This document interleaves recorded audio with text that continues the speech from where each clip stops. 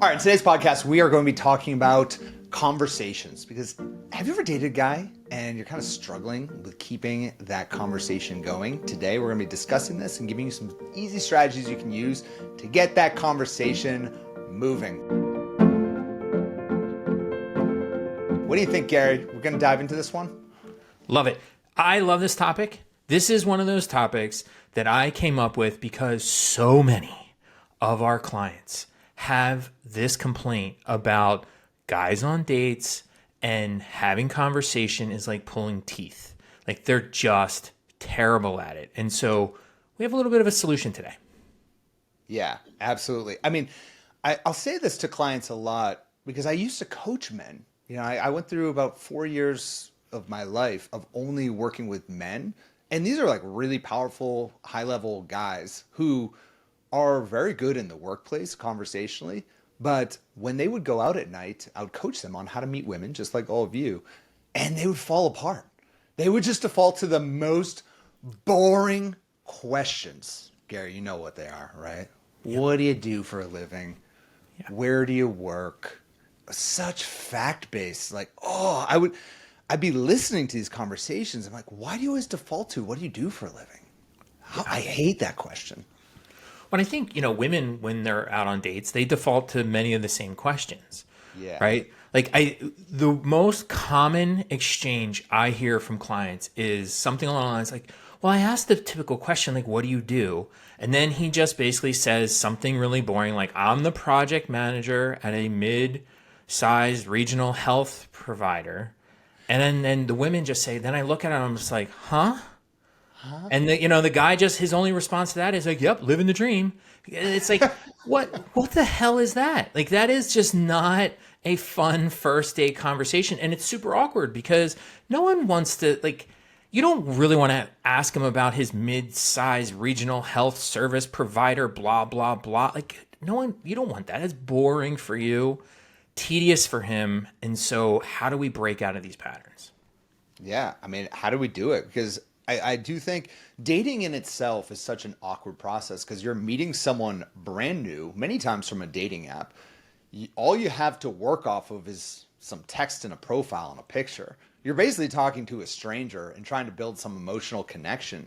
So it's like, how do we actually do all this? And one thing I know to be true is that memorizing some lines is not the way forward. Like, I would work with guys and they'd always be like, tell me exactly what to say. Like, give me some words, everything like that. No, it comes off as just way too robotic and inauthentic. And so what we really hope to provide you today is some strategies you can use to be authentic, to keep a great conversation, to bring out the life within these guys, because it exists. Like, these guys do have great personalities. We just got to bring it out of them. Yeah, and here's the painful, unfair reality. Is that in a conversation on a first, and really any conversation, but particularly a first date conversation, guys rely on women to carry the conversation forward. Is that fair? No, not at all. I mean, like he should be doing his part too, but is this how it goes a lot of times? And the answer is yes. If this was a podcast for men, we'd have a bunch of tips for men about how they should be moving the conversation forward. But it's not. This is a podcast for women. So it's, this is not to say, we're unfairly putting the burden on women, but let's just be honest. Like, you want to have some strategies for yourself so you're not bored to tears talking to this guy. So whether it's not necessarily for him, this is for you to make your first dates less terrible, right? If you were with a guy who can't carry on conversation. And, what makes those first dates so terrible and boring? It's like everybody asks the same things. And that makes it feel like it's somewhat arbitrary, like you're going through the motion.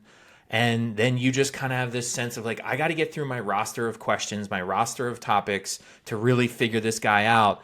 And then, it just feels perfunctory. Like you're just like, it's just not a enjoyable experience. And dating's supposed to be fun. So let's fix it. Amen. Let's fix it. And I just want to throw a big asterisk onto this conversation. That is that if on a first meetup or a first date with a guy, he's not a great conversationalist, it doesn't mean that he doesn't have a lot of value to add necessarily. Because guys get very nervous on a first date, just as women do. People get nervous. But I think for men in particular, for a first date, like there's a lot of pressure because they feel like they need to drive things forward and they need to keep the conversation going, even though they don't. And it actually kills their confidence quite a bit. So if we can work through just building those better conversations right off the bat, I think you're going to be able to have much more options in your love life for guys who, once you kind of break through that initial barrier, they have actually a lot to offer for you romantically. I love that because I do think guys, particularly on that first date, what's constantly running through his head, endlessly looping is don't blow it, don't blow it, don't screw it up, don't say something Yeah. dumb, don't say something dumb, don't say something dumb. You want to say something dumb, don't do it. You just said Don't something do, dumb. Yep, it's like that's don't me do at it. least. I was a classic say something dumb every first date. I had to, Yeah. I had Yeah. And the thing that goes through my head all the time and a lot of things is you're going to think this is funny, but other people may not. Right? Like, just because you think it's funny, maybe everyone else doesn't always think it's funny. So, all of which is just to say, like, guys really do have some anxieties about conversation that they're bringing to the date. And so, what we're going to talk about today is to put him at ease, put yourself at ease, kind of get over the going through the motions feeling, and just really learn how to have more fun and ultimately get better information and insights into this guy so you really have a better sense of how this relationship is or is not going to progress. Well, let's dive into it, Gary. Get us started, dude. Yeah, so, much to your point about, this isn't about memorizing a bunch of questions. Like, this is really a simple strategy. And it's this differentiation between conversation starters versus connection builders. And so there really are just two types of questions. The problem is we've only really ever gotten ourselves stuck on the conversation starters. Conversation starters are your standard icebreakers. Those are, what do you do? Where do you work? Where are you from? These are super easy, softball questions. The questions everybody expects. The questions, it's like a job interview, the questions everybody prepares for. These are a standard part of dating. Now, here's the thing. I just said people stick to these, and there's mistakes that people make. Like, this is where most of dating happens. So one of the basic mistakes you can make with these conversation starters is some people get bored with them and they skip them altogether. They just never bother asking these things. Frankly, I get why you want to do that, but it comes off as weird. Like, it's a bit much. You can't just dive into what are your deepest, darkest secrets. Yeah. You have to have a little appetizer, a little warm up. You can't be too What keeps intense. you up at night, Gary? What is your greatest fear? Like, what truly are you terrified of? Like, I don't know, imagine. you. Yeah, no thanks. You have to get. He's nervous. You're nervous. Like, let's let everybody just have a simple softball warm up question. So, like, do not skip the conversation start. You're going to hear, we're going to emphasize a lot about the connection builders, but it does not mean you skip the conversation starters. The second mistake people make with conversation starters is they stick to those the entire time. The entire time. And you can't, conversation starters are very superficial. Like, it's just basic. What's your family? Did you have any brothers and sisters when you grew up? Where do you work? What do you like to eat? It's just, it becomes like the world's worst job interview. Like, it is terrible, terrible, terrible. Which then leads to the third problem with the conversation starters is people don't like these. And even when people are asking them, they know it's not great. So they get into this rapid fire, like, I'm just going to power through this. I got to get through my 10 list of questions to figure out what's his previous relationships been like, what was his family life, what's his work. It's like, no, like the rapid fire approach just makes the whole thing, again, feel like the world's worst job interview. And that's just not the energy or the vibe you want on that first date. Definitely not. Like, think of a really good conversation. What does it feel like? What does it look like? It feels like a dance. You're kind of going back and forth. It's like he might be, ideally, he's leading it a bit on a first date. It's likely what you want, and it kind of puts him into the masculine. But think of it kind of like a bachata or a tango. He's kind of leading it, but you're going along with it, and you're on the same wavelength. But if you're just drilling him with one-off questions that feel unrelated, the dance is like, that's like me on a dance floor on a Saturday night. You're just all over the map. Like, you're throwing your hand in the air, then you're doing a kick, then you're doing a booty bump, or like whatever it is. It doesn't work. So a good flow of conversation is key. That's like, it kind of builds on itself. And yeah, are you going to talk about the same thing the entire time? No, but like I always think of it like a tree branch, like a tree. You start with one core conversation and then it kind of branches off. So you start from his hometown and then it goes into his childhood and then it goes into his family life and then it might go into what he's looking for in the future with his family, what's important. And I think a great conversation just flows that way rather than you ask him where he's from, and then you ask him what he does for work, and then you ask him, what type of activity he likes to do on the weekend. It's like, it's all, where are we going with this? It's no longer a dance. Don't be Adam on a Saturday night drunk on a dance floor. Does this analogy work, Gary? Well, I don't know. I don't know if that works, but what I'm a little sad, or I don't know, maybe it's a good thing that the people that only get the audio of this didn't get to see you enacting live all of those dance moves and on the video. I don't know. You're probably might be a stick to audio kind of podcast, but I do think that your metaphor of branching out is good because we really do want to branch out because we really want to go deeper, and that's where these connection builders come in.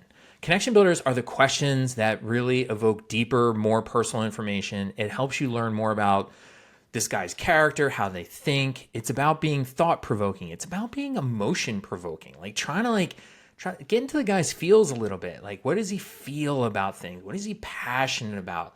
Getting him away from canned, typical, prepared responses. I think of this very much as, there's that philosophy like half as much, twice as well. And I think it's the same thing here with connection builders and your approach to dating and get to know people is ask fewer questions or at least fewer topics and deeper, more powerful questions. Because I think one of the biggest mistakes I see clients make, right, is they try to gather a bunch of surface level facts that they can then take home with them at the end of the night and then do like this after date analysis of surface level facts, either by themselves or with friends. And it's just like, let's tease this apart. He wore a plaid shirt. It was red. What does that mean? And it's like, it all means nothing. And so let's just like ask him the deeper questions and find out what's going on. Yeah, they'll like throw into ChatGPT and be like, "What does all this mean about this man?" He grew up in Chicago, but he actually roots for the Eagles. Like, it's like, right. Who cares? Who cares? Doesn't mean anything. It's like armchair psych, which is fun. Like I get it. Like I the psychology side of me loves the idea of looking at like surface level things and trying to figure out deeper meaning. And there's something really intriguing about that process. But it's often counterproductive because we're not right a lot of the time, and we don't fact check ourselves. We're inaccurate, and then we jump to conclusions, and we just go forward with those conclusions, and it's a bad path. Love it. So let's jump into some examples. I know you have a bunch of them. I think it'll be really helpful. Yeah, and I think, as we listen to these examples, remember the key here is it's not about gathering facts. It's about how he thinks, his values, and we're also testing out his ability to have real conversations. All of those, by the way, are better predictors of long-term relationship success than just gathering a bunch of facts. So like we want to see how is this guy going to be 5 years from now in our actual relationship by testing some of these things out. Okay. First topic, probably one of the most common dating questions. And so what we're going to do is we're going to go through topics. We're going to do a conversation starter, and then we'll talk about some of the connection builders. So typical conversation starter for the topic of like, where are you from? Is you just ask somebody, did you grow up around here? It's a pretty good question. That's a good conversation starter. Or where are you from originally? Right. We've all heard those questions. So Adam, what are better connection builders? How do we branch out from there? I mean, the ones I got to just read them straight up because I love these, which is, how do you think your hometown influenced who you are today? Where else feels like home to you? Oh, that one's such a good one. It like kind of gives me the chills because it's bringing me to those places and those happy memories right now. I can see how these are eliciting so much emotional connection. Or what is something special about your hometown that only locals know or appreciate? Oh my God, Town Spa Pizza in Stoughton, Massachusetts. Come on. That is the one place from where I'm from. For those of you, the 5 of you that are listening that know what that is, you got to try it, Or that's a good pizza. That's a good pizza. But it brings you to that place of there's such happy emotions that come from those. Now, not everyone has a happy upbringing, and maybe it's not eliciting all those memories. But I think the one that particularly stuck with me is where else feels like home to you, because I think everyone has some place that they've been that just does bring that out in them, brings that those happy emotions in them. So I'm a huge fan of these. Yeah, and so we won't do this for all of them, but just to kind of break this down a little bit. Like, remember, you're gonna ask that original conversation starter. Where are you from? Like, where'd you grow up? Kind of get them going, but then you can transition over to where else feels like home to you. Here's the great piece about it. He has never heard that question on a first date. Right. He hasn't prepared for it. You're gonna get a real, live, authentic. He's gonna kind of like look at you, probably wide-eyed a little bit at first, like, huh? And then you're gonna get authenticity because it can't be canned. It's hard to prepare, and it's memorable. You want to be memorable, right? On these, and you're going to get a sense of how this guy thinks, how he feels, what motivates him, what gets him going. This is all good stuff. Like, this is actually the kind of information you really want. And so that's the plan with all of these. Also, just the power of good questions. I just need to emphasize how important that is, because you can be an incredible conversationalist without even talking much about yourself, just asking really good questions that elicit a positive emotional response. I mean, I know when I was dating, I would go on a few different dates. Once I started really working on my questions, I would ask people where we would leave the date and they wouldn't know anything about me. Like, the woman wouldn't know anything about me, but she'd be like, wow, I really like you. I really enjoyed getting to know you. I'm like, you don't know anything about me. Like, and that's okay. Like, it's okay. We're just getting started with all this, and that's not necessarily a healthy thing. It's not like, it didn't work out with those women, but it does go to show the power of, if you're just asking someone a question that does bring out the lightness in them, then suddenly they're going to equate that lightness, that emotional response with you. Right. It's that old saying. It's like, people remember how you made them feel, Yeah. right? And it's like, people like talking about themselves. We like opening up to other people. There's research that shows in relationships, self-disclosure and opening up is what we call mutually transformative, which is really just a fancy way of saying the more you open up to somebody, the closer you feel to that other person, because I've shared things with you. So now I feel closer to you. Now here's the great thing. If I feel closer to you, I'm more likely to share. And around it goes. So sharing leads to closeness, closeness leads to sharing, and that is the stuff of relationships. This is why you want to get into these connection builders, right? Amen. So should I do the next one, which is my least favorite question of all dating, which is, what do you do for work? That's a classic starter question. Or how do you spend most of your weekdays? Like, what do you do with your week? Gary, how can you turn that into more of a builder type question? So for a connection builder, for those basic, boring questions, I like, what's your ideal workday like if you could design it from scratch, right? This kind of question gets to see, like, what do they prioritize? Like, what are they, a hard worker? Are they going to work a lot during that day? How are they going to task switch? Like, what's really important to them? Do they work into their workday things like working out and, quiet time and naps or meditation or any of that kind of stuff? Here's another one. If you could instantly master any skill for your career, what would it be? And then the last one, which is really important. Like, I know a lot of our listeners are dating and aspiring to date high-level, successful guys. So I love this. What do you do to transition between work mode and relaxation? Because a lot of the guys are going to look at you kind of befuddled, like, what do you mean transition? There's no such thing as transition.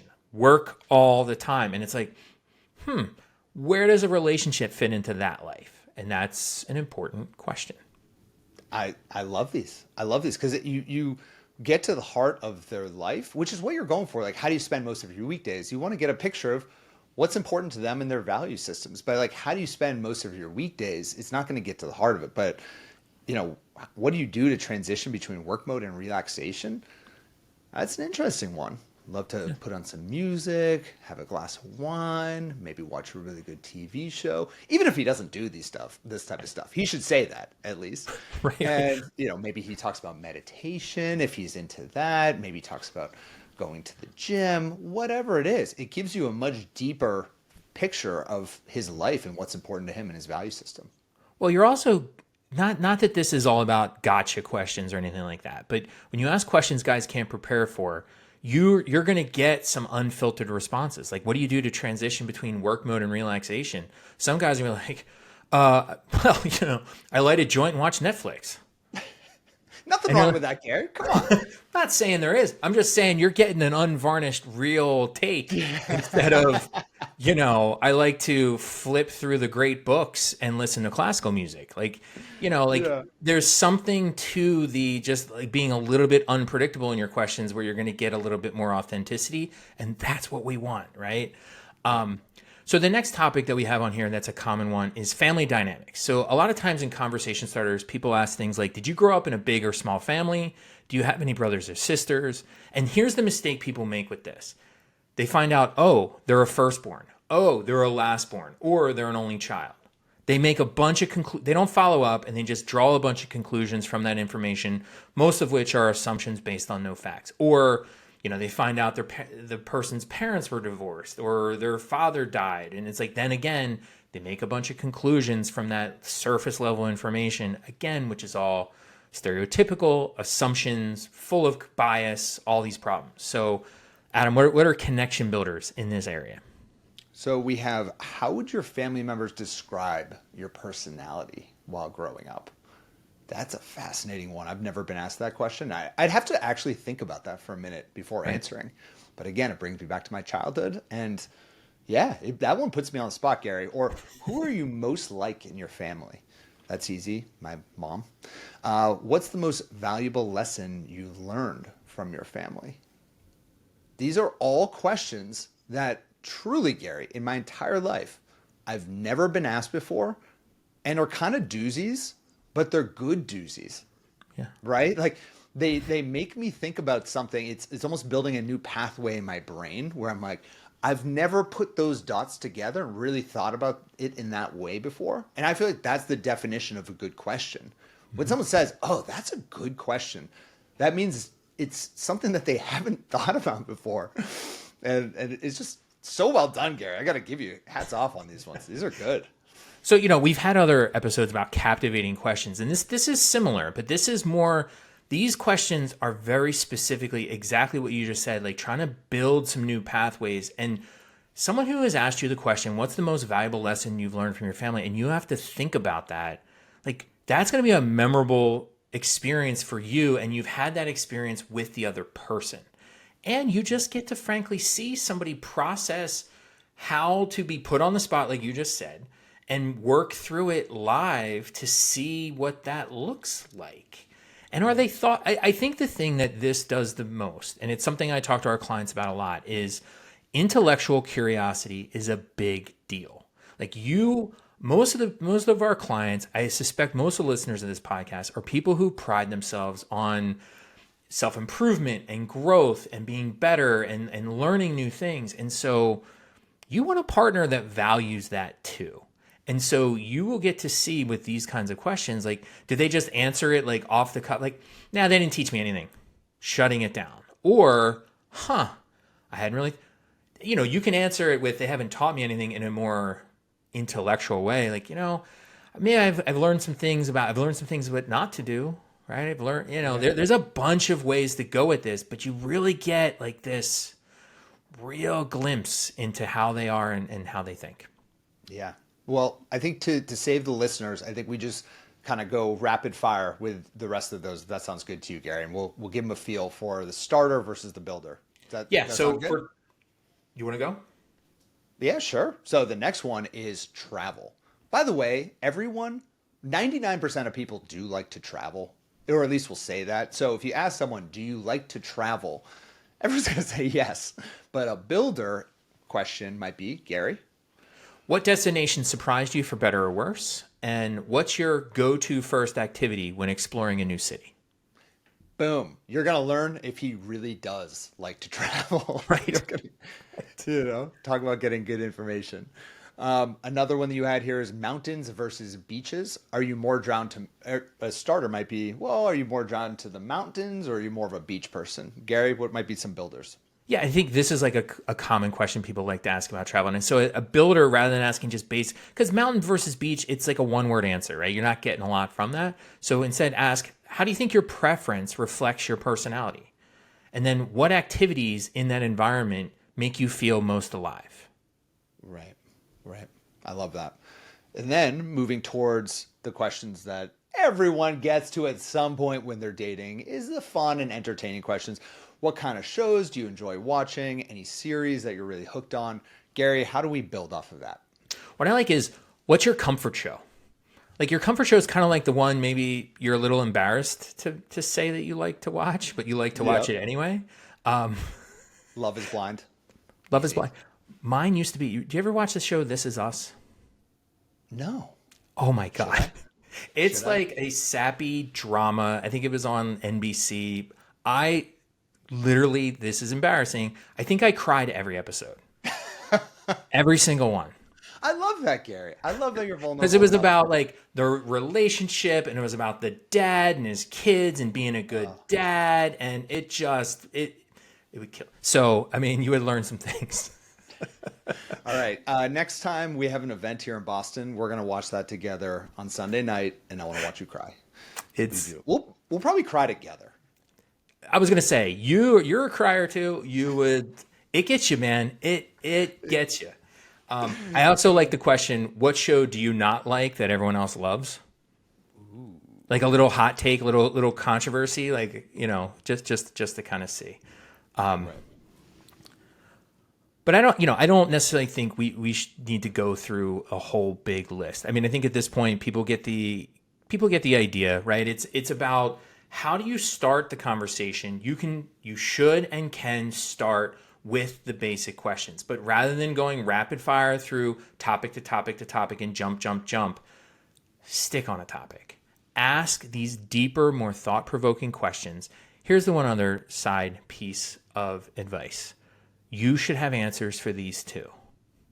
Have answers for yourself going in, because he might completely shut down and be like, oh my gosh, I have no idea. And then you can do something that it's one of the most common things I say to clients: give what you want to get. And so you give a little bit of your background about how your family has shaped something about you and your life. You've opened up, and now he has some time to think of something for himself, and the conversation goes from there. Definitely. Energy is so infectious. It really is. And I'll say this to clients a lot when they're going on a first meetup with a guy: always be prepared with some type of story from your day. Because typically people will ask you, like, how was your day so far? It's like kind of an easy one when you're just meeting someone. It's like, how was your day? How's your evening been so far? It's like such an awkward just started question. And if you can start with, my day was wild. Oh my God, this morning I walked out of my house and X, Y, and Z. I don't have a story because I haven't left my house yet today. I'm still in my sweatpants at the moment. But you get the point. Having a great story that you're excited about, that can convey passion, kind of sets the tone for the rest of the date. Because if you answer the question like, hey, you just met the guy, it's a minute in, he goes, how's your day? And you're just like, oh, my day's been okay so far. How about yours? Now that you've set the tone for the entire conversation as being this kind of like lame transactional thing. So again, to your point, having great answers or thoughtful answers to some of these questions is very, very important. You can't ask him a doozy and then he asks it back and you're like, I have no idea. I haven't thought about any of this. Yeah, it seems unfair. It seems unfair. It seems unfair. Well, I think very much to your point about asking about the day, which is a very typical conversation starter. I think once you start getting this strategy kind of as your default way of doing things, you think, okay, I'm going to start off with how is your day, but then I'm going to quickly transition to, if you could create your ideal day, what would that look like? Just kind of very quickly go from the starter to the connection builder and just start doing that as a habit. You become much more interesting because we like people that ask us interesting questions. And so it's a really good strategy to keep that conversation going. That's amazing. Well, I hope you all take these on your next meetup or your next date. Even if you've been with someone for 10 years, 20 years, be thinking about the starter question and then how you can go deeper building those connections. Because I'll tell you what, I'm going to bring some of these questions to my next date night with Jessica. Because I haven't thought of a lot of these questions, and I'm sure she hasn't either. And so I hope that this was really helpful for all of you. Gary, this was fantastic and great. We'll talk to you all next week. Appreciate it, Gary. All right. Thanks, Adam.